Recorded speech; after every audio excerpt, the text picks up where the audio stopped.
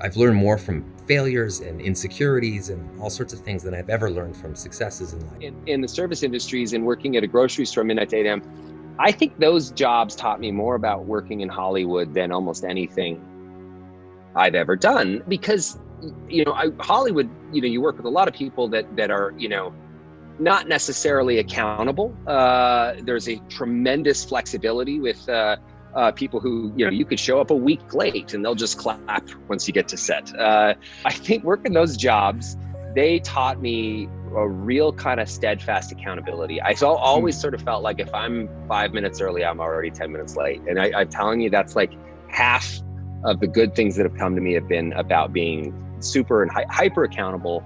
And that also creates it infuses some gratitude for the position that you're in, and understanding the position that you're in is sort of a fleeting thing. It doesn't last. And those jobs taught me a lot. I mean, we're gonna at Safeway, we're gonna at that bar. If you're 15 minutes late, you're fired. Just see that, a lot of attention, good and bad, is probably not great for anybody. Some people thrive on it. Some people really handle it very well and integrate it into who they are in a way that works incredibly well. And then other people don't. I've seen movie stars with giant air quotes that it's really been one of the more devastating things that have ever happened to them. My highest goal in show business was to be the wacky neighbor in a sitcom. Quite literally. Like, if I could go to Los Angeles, I started an improv comedy. If I could go to Los Angeles, I could get a job as the wacky neighbor in a sitcom, I would be set. That was all I ever really wanted. So everything else that's happened, and it's all happened quite slowly, has been a kind of an aggregate.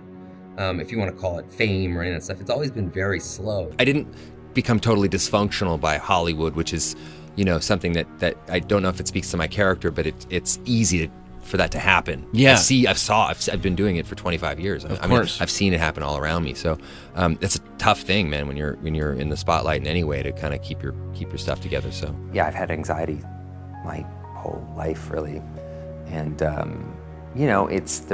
I feel like I have two parts of my personality, that one takes over when that happens. When I would go out on like Letterman back in the day, I would always be nervous. But I remember I'd be standing backstage before the curtain would open, and I would think to myself, I'm gonna die. I'm literally gonna die here. Or the curtain's gonna open and I'm just gonna be a symphony of vomit. Just like something horrible is gonna happen. But as soon as that curtain opens, and this happens in my work a lot too, it's like this little guy takes over and he's like, I got this. You're cool. I feel like my heart rate drop and my breathing calm, and I just kind of go out and I'm this different person. No matter how many years you do something, you don't get jaded, you're passionate about it, you love it, and it spoke to so much of what I love about this industry, even though it's very easy to find so many things that are detestable about it. There's truly great people that work in it, and artists and people that are, living, breathing human beings, not just sort of products that we've created. I just love that. That to me was a huge lesson. Vulnerability is beautiful and strong. Weirdly, even though strength to some people might be anathema to vulnerability, I think like there's, you can't really have one without the other. It's so easy to blame yourself or to blame something else, and it's actually that idea of leading with vulnerability and admitting that just because you're the father doesn't necessarily mean you know what's best. To be able to start conversations from a place of openness and not knowing and vulnerability is a huge honor. I think we're sort of entering an age where, people don't talk about this. I mean, my father's generation, they never talked about mental health or what was going on inside. It was just bottle it up, and, and the younger generations, and hopefully my kids and their kids will, have more open dialogues about this kind of stuff. And that's kind of the way out, is to feel. I always found like when you feel like you're not alone in something, for some reason you can recover a lot faster, or you can see the light a little bit faster. But when you feel like, and a lot of people do, they feel like they're completely alone, and that's the worst feeling on earth. So talking about it kind of to a certain degree sheds a little sliver of light in there, and I think that's important. I think as a father, I really could understand that feeling of impotence you have sometimes when you know you love and know your kid more than anyone, but you actually don't always know the answers, particularly when it comes to issues of mental health. You start to kind of become your own worst critic. So most of the time I'm being hard on myself. And I was like a real introvert as a kid. I did not like school. I did not like the social pressures. I didn't like the dynamics. Yeah, I think my 12-year-old self would be proud of me because I do this thing in a way that has some integrity. I like to think that 12-year-old would look at where I'm at and we're doing all right, I think. We need friends, we need support in the community, we need teachers. There's so many people that influence us, that guide us along the way. That really leading you that vulnerability leads to the possibility of really actually being able to understand and empathize with those people around you, to walk in their shoes and have real honesty. Never worry alone. That we're all in the same boat. That this mental health issue is a crisis everywhere in the world. And no one is immune to it. Everybody knows somebody, if they're not dealing with it themselves or close to them. This is something that we need to talk about. Part of why I've been successful, I think, in my business life is being somewhat self-aware, and I understand the idea that when you extract a lot from a system, you need to put some back in as well. So part of it comes from that. I can't, safely say that I would enjoy my position in life if I wasn't sharing it. Not just sharing wealth, but also sharing power, stepping aside where appropriate as well. And you can do all these things, and at the end of the day, you're still doing all right. Yeah. It doesn't change much for your own personal situation other than it really feels great. We do have a purpose. We may not be perfect people, we may not have perfect situations, but we are still significant nonetheless. And we have been blessed with a rich body of emotions. We have emotions. We're not like roses or plants or bushes that have life without feeling. We have feelings, and when we use them properly, they are very effective in motivating you toward your destiny. I want you to be clear and understanding that purpose and passion are interconnected. Unfortunately, we live in a crazy world that we're busy all the time and everything's fast, and we are losing touch with who we are, our inner sense of passion. But it is your passion that empowers you to be able to do that thing you were created to do. We have passion through which we thrust into the throes of life to accomplish the things that we were created to do so that we can function at a higher dimension with authority and with conviction. You need passion to withstand all the obstacles that go along with your purpose. Just because you're living on purpose doesn't mean you're going to have problems. You're going to need thrust to be able to get up off the ground and to step into the field of your dreams. Even if you have not landed on the thing, at least get in the territory of the thing you are dreaming to do and that you hope to accomplish to do. And through that passion, you're able to ignite things you have never ignited before. I hear you, I hear you, I hear you. You're saying, I don't feel a thing. All of us go through times that we don't feel anything at all. But in order to ignite passion again, you have to be exposed. Get out of the boat, Peter. Walk on the water. Go do something you've never done before. Get involved. Get connected. Because when you are exposed, you see that there are more options than your contemporary situation at any age. That's the good news about it. You don't have to be cute. You don't have to be pretty. You don't have to be a size 3. You don't have to be a blonde or brunette. You don't have to be 20 or 50. At any age, you can still ignite your purpose through finding your passion. That's good news. What then do we do with the lulls in life? The dark shadows in life. We all have them.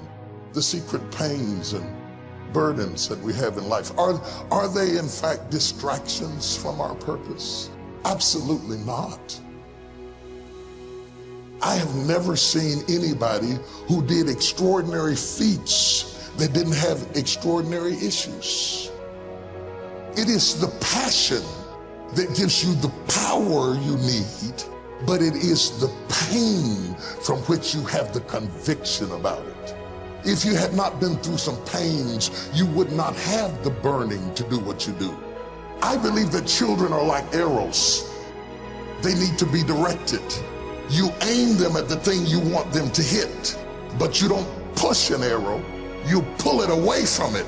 And it is the digression that causes the progression. If your life has been tough and it's been hard and you had to pull yourself up by your bootstraps and your childhood wasn't so good, guess what? That was just the arrow being pulled back so that when you are released, you can thrust after the thing you're after. So you don't have to grieve over what you didn't get and what didn't happen and how you were treated and who didn't raise you and who didn't love you. You don't have to grieve about it at all. Once you understand, the greater the digression, the stronger the progression. If Nelson Mandela had not been incarcerated, had not been mistreated, had not been ostracized, he would not have the passion to do what he does. If Oprah Winfrey had not gone through the things that she had gone through, she would not be so committed to making sure that everybody finds their purpose and finds their dream and everybody gets healed and everybody's okay. I'm telling you, what you think is working against you is actually working for you. My challenge in our generation is that gradually, through entertainment, through television, through media, through every way possible, we are living in a generation of the dumbing down of ideas. Because we have traded effectiveness for busyness. Statistics say we are busier than any other generation we have seen in the last 300 to 400 years. We are so busy. We are busier than a one-arm wallpaper hanger. We're just busy. We are just as busy as we can be. And we think because we're busy, we're effective. But I want you to challenge your schedule for a minute and ask yourself, are you really being effective? Or is your life cluttered with all kinds of stuff that demands you and drains you and taxes you and stops you from being your highest and best self? And are you substituting busyness and all the chaos that goes along with busyness from being effective?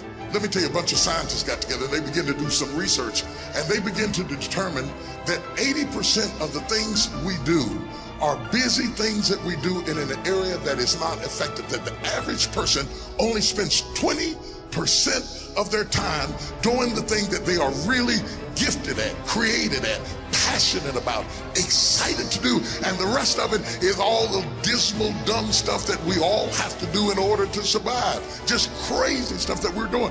Wonder what would happen if we would go from doing 80% of things that are busy but not effective and 20% of the things that are really effective if we would switch those numbers around and only give 20% of our time to the things that we have to do and 80% of our time to the thing that we were created to do.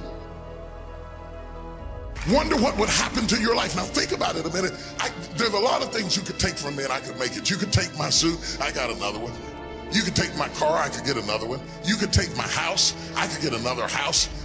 But when you take my time, you have taken something from me that is totally irreplaceable. We take all kind of classes for money management. We know how to manage our money. We know how to repair our houses. We're working on our hair and our bodies and all of this kind of stuff. We do everything except the most important thing is to value our time. It takes time to be creative. You were meant to be creative.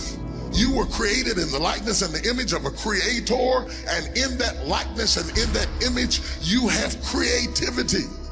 If you had time, you would be creative. But in the absence of time and with busyness and clutter and the phone, beep, beep, beep. Y'all got music playing on your phone, all kinds of stuff. And no matter what kind of song you put on it, after a while you hate to hear it, because every time you hear that sound, you know it's somebody else wanting something else from you that's taking you away from what you are gifted and creative to do. This is a life class. That means that we have an opportunity to learn how to maximize our lives. Think of the things that you're doing that somebody else could be doing. And think of yourself as a precious commodity that you are going to reserve your energy for your highest and best use. The first thing we teach people that understand their significance, if you are doing anything that somebody else in your life could do, you are not reserving yourself for your highest and best use. We are not using our life, our time, our energy for our highest and best use. And something in the back of this brain back here is going ding, ding, ding, ding, ding, ding, ding, ding, ding. You're missing it. You're missing your life, your purpose, your passion, your excitement, your enthusiasm. And through these classes, what we want to do is shake you and rattle you and stir you up to understand that every moment is a gift, every second is a gift, every thought is a gift, every idea is a gift, every opportunity is a gift, everybody you meet is a gift. You are gifted with opportunities, and I want to show you how to begin to maximize what you've got.